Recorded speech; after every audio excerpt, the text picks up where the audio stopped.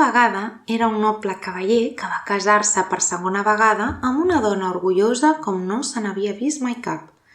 Tenia aquesta dona 2 filles del seu mateix geni i en totes pastades talment a la mare.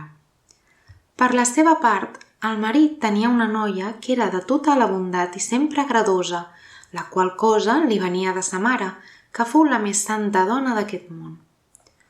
Tot just van ser celebrades les noces que ja la madrastra va treure el seu mal geni i començar per no poder sofrir les bones qualitats de la noia, perquè feia semblar més avorribles encara ses pròpies filles. Va fer que s'encarregués de les feines de més escarràs de la casa. Ella es cuidava de rentar la vaixella i els plats, de fregar la cambra de la senyora i de les seves 2 filles. Tenia el jaç en una màrfega dolenta dalt de tota de la casa, a les golfes, mentre les germanastres ocupaven cambres ben encatifades, en les quals tenien llits de moda i miralls per contemplar-se de cap a peus. La pobrissona sofria tot això amb paciència i no gosava plànyer-se'n al seu pare, qui encara l'hauria renyada perquè sa muller el governava enterament. Quan tenia la feina enllestida, anava a arraconar-se al peu de la llar i s'asseia damunt de la cendra, cosa que va fer que tothom prengués per costum de dir-li la bruta cendrosa.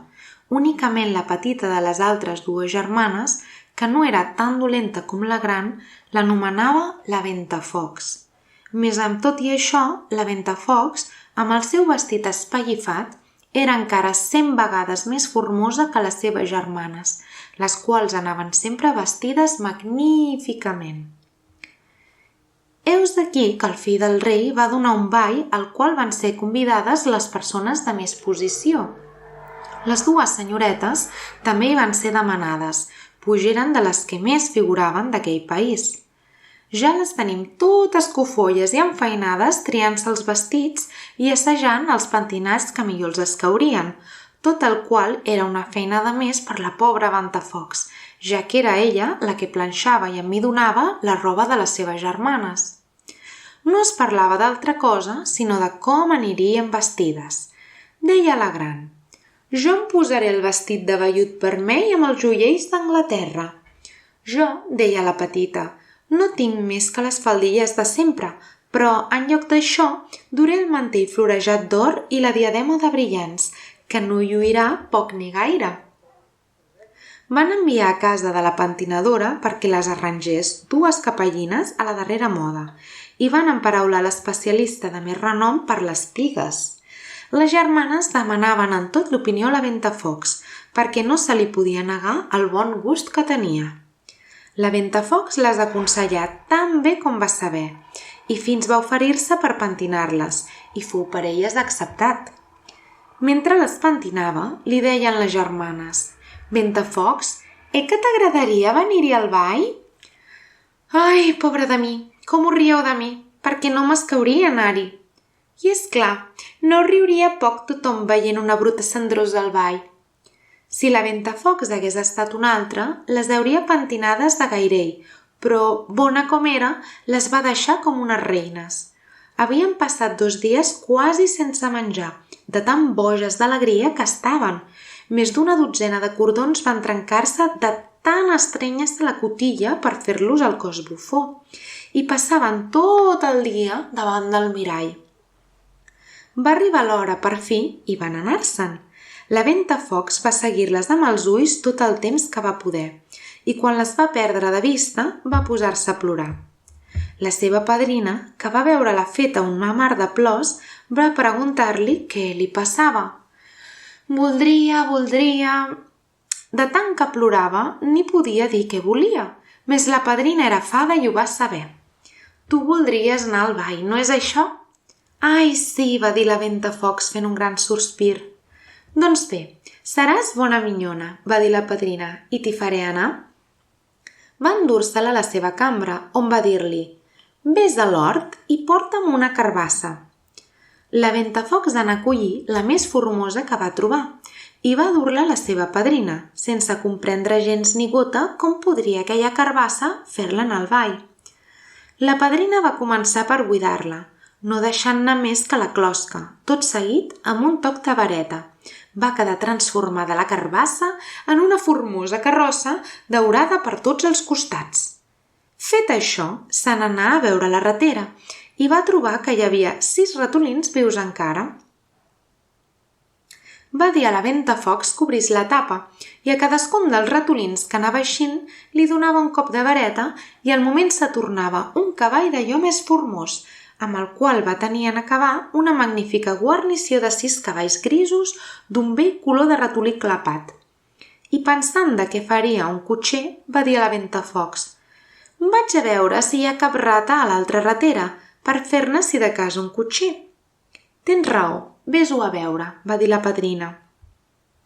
La Ventafocs va dur-li la ratera, dins la qual hi havia 3 rates grosses. La fada va triar-ne una d'entre les 3, la que tenia més bigoti, i en havent-la tocada la deixà convertida en un famós cotxer que lluïa els mostatxos més respectables que mai s'hagin vist.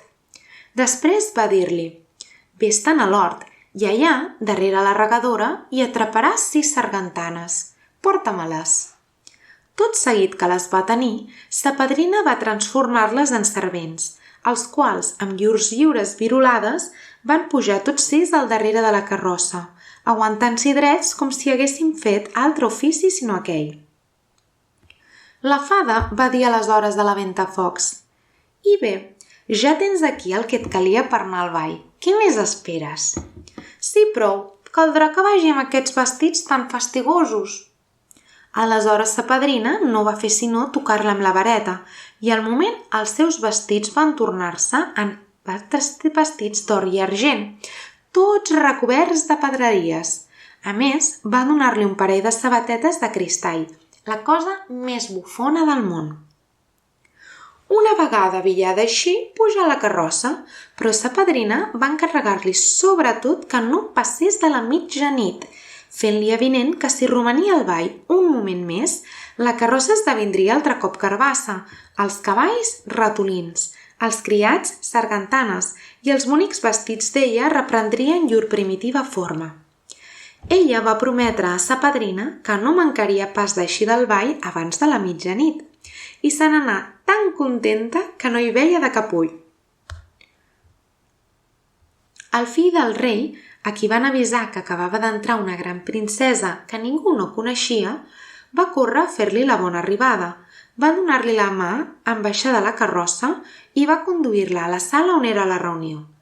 Es va fer aleshores un gran silenci, tothom va parar de dansar i els violins van deixar de tocar. Tant era la tensió que tothom posà en contemplar la boniquesa d'aquella desconeguda. No s'oïa més que una remor confusa de «Que formosa!». Fins i tot el rei, vell com era, no s'estava pas de mirar-la i de dir a la regina, a cau d'orella, que feia molt temps que no havia vist una persona tan agradosa i gentil. Totes les dames contemplaven embaladides el seu pentinat i el vestit, per fer-se'n d'iguals l'endemà, si és que es trobaven robes tan boniques i modistes tan traçudes. El fill del rei va col·locar-la en el lloc de més distinció i tot seguit va treure-la a ballar.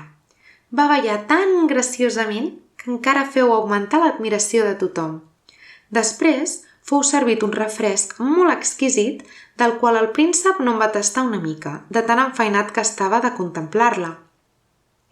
Ella anà a seure al costat de les seves germanastres, a les quals havia fet molts compliments, donant-los una part de les taronges i altres fruites que li havia donat el príncep, cosa que va venir-los ben bé de sorpresa, perquè elles estaven molt lluny de reconèixer-la. Mentre conversaven, la Ventafocs oí que tocaven 3:15. Tot seguit feu una gran reverència als concurrents i se n'anà tan prestament com li fou possible. Tan bon punt arribar a casa, se n'anà a veure sa padrina per regraciar-la i al mateix temps per dir-li que desitjava molt poder tornar al ball l'endemà, ja que el fill del rei li ho havia demanat en gran manera. Mentre s'estava referint detalladament a sa padrina tot el que havia passat al ball, les 2 germanes van trucar a la porta. La Ventafocs anà a obrir-les. «Com haveu tardat?» va dir-los Boi fent badalls de son fregant-se els ulls i estirant-se els braços com si talment es desbaties a les hores. Més la veritat era que no havia tan sols pensat a dormir des del moment que s'eren deixades. «Si haguessis pogut venir al ball», va dir-li una de ses germanes, «no t'hi hauries pas avorrit a fer. Hi ha vingut una princesa, però tan formosa que no s'havia vist mai cosa semblant. I, per cert, que ens ha complimentat molt i fins i tot ens ha donat taronges». La Ventafocs no cabia en la pell de tan cofolla. Va preguntar-los del nom de tal princesa, a què van respondre que no la coneixien, cosa que el mateix fill del rei li sabia prou de greu, tant que donaria qualsevol cosa per saber qui era aquella. Tota somrient va dir-los encara la Ventafocs. «Doncs era bonica de debò? Déu meu, que afortunada sou! I com podria fer-ho jo per veure-la també? Si em deixéssiu un dels vostres vestits grocs de cada dia...» «Ara mateix hi pensàvem», van dir les altres. «Deixarem a una bruta cendrosa el vestit nostre i tothom preguntarà si ens hem tornat ximples». Bé prou que se l'esperava una resposta semblant a la Ventafocs i fins va alegrar-se'n, puix li hauria estat ben bé un amoïno si una de les germanes s'hagués abaixat a deixar-li el vestit. L'endemà, les dues germanes van tornar al ball i la Ventafocs igualment, però més ben aviada encara que el primer dia. El fill del rei va estar constantment a prop d'ella i no parar ni un instant de tirar-li amoretes. La noia no s'hi trobava gens malament i vet aquí que va oblidar-se d'allò que tant li havia encarregat sa padrina. De manera que sentí caure la primera batallada de les 12, quan creia que eren les 11 tot just. S'alçà i fugí amb tanta lleugeresa com si hagués estat una daina. El príncep va seguir-la, més no pogué pas atrapar-la. Tot fugint, ella deixà caure una de les sabatetes de vidre, que el príncep va recollir amb gran afany. La Ventafocs arriba a casa esbufegant, sense la carrossa, sense els servents i amb els vestits espallifats. No li quedà de tota aquella magnificència sinó una de les seves menudes sabatetes, la pariona d'aquella que li havia caigut en anar-se'n del ball. Els guardians de les portes del palau van ser interrogats sobre si havien vist sortir una princesa. Tots van dir que no havien vist així a ningú, llevat d'una noieta molt ben vestida que tenia més aviat els aires d'una pagesa que els d'una senyoreta. Quan ses dues germanes van tornar del ball, la Ventafocs va preguntar-los si també s'havien divertit tant i si havien vist la mateixa bonica dama del dia abans. Van dir-li que efectivament i que havia desaparegut al punt de tombar a la mitjanit amb tal apresament que havia perdut una de les seves sabatetes de vidre, la cosa més bufona del món, la qual, havent estat recollida pel fill del rei, qui no havia deixat de contemplar-la en tota la resta del ball, semblant talment que estigués molt enamorat d'aquella a qui la sabateta pertanyia. I deien la veritat perquè, pocs dies després, el fill del rei feu fer una crida a so de trompetes, dient que prendria per muller aquella al peu de la qual vindria bé la sabateta. Van començar per emprovar-la a les princeses, després a les duqueses i a totes les dames de la cort, però fou inútil.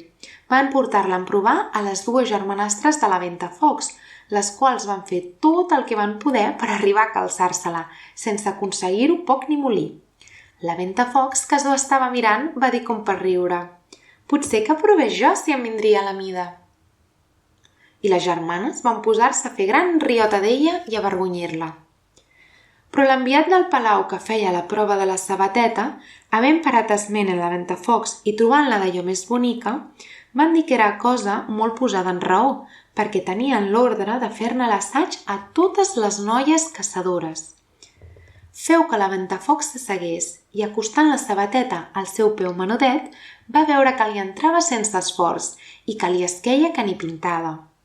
Gran fou l'estranyesa de les dues germanes i encara més quan la Ventafocs va treure's de la butxaca l'altra sabateta i va posar-se-la igualment.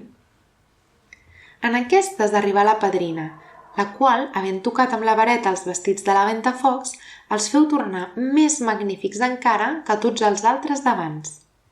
Aleshores, les germanes van reconèixer-la com la gentil damisela que havien vist al ball. Es deixaren caure als seus peus per demanar-la perdó per tots els maltractes que li havien fet sofrir. La Ventafocs va fer-les alçar i va dir-los, por i abraçant-les, que de tot cor les perdonava i demanant-los que l'estimessin per sempre més. Tot seguit fou conduïda a la presència del príncep, vestida com estava. Aquest va trobar-la més formosa que mai i al cap de pocs dies van casar-s'hi. La Ventafocs, que era tan bona com formosa, donà allotjament en el palau a les seves dues germanes i les col·locà poc després, casant-les amb dos grans senyors de la cort. La boniquesa en les noies és qualitat preclara, que no cansa mai d'admirar. Tanmateix, hi ha una cosa més estimada encara, que és la traça en complaure, la ciència d'agradar. És el que va ensenyar a la Cendrosa, que sa padrina, quan l'ajudava a vestir, de pobra Ventafocs convertir-la en regina. Cal per aquí deix compte l'exemple de Duí. Minyones, aitar el do val més que esa formosa. Per atraure's un cor mogut de noble intent, tot està a fer-se amable i en mostrar-se agradosa. D'una formosa amb males maneres en fuig tota la gent.